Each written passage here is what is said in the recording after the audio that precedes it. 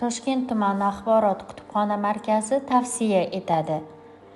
Jadidlar 19-asr oxiri 20-asr boshlarida ijtimoiy, tarixiy voqelik va jadid taraqqiyparvarlarning siyosiy va madaniy ma'rifiy maslaklari taqozosi bilan jadid adabiyoti shakllandi.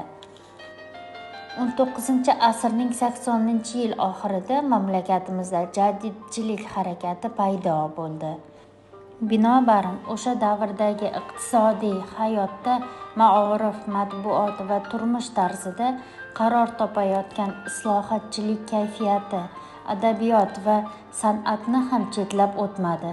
An'anaviy yo'sindagi adabiyot o'rniga yangi zamonaviy adabiyot, yangi adabiy tur va janrlar, hatto yangi adabiy til shakllana boshladi. Publitsistika, adabiy tanqid paydo bo'ldi. Barmoq vaznidagi ijtimoiy ma'rifiy she'riyat, roman, hikoya, dramaturgiya maydonga keldi.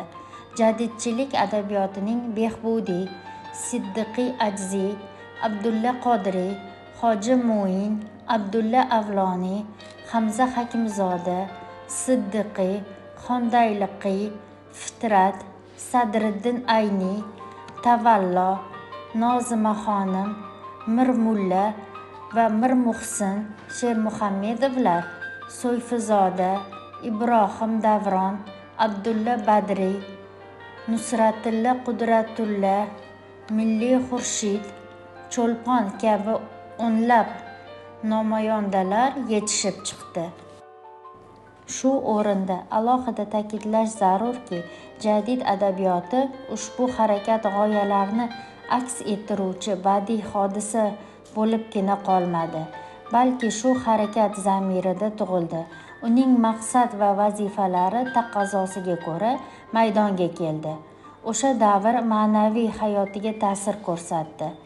Jadid maktablari xalqqa hamma narsadan burun ma'rifat tarqatish, zamonaviy ilm-fanni singdirish zarurligi haqida fikr jadidlarning ma'rifatparvarchilik faoliyatidagi eng asosiy maqsad edi.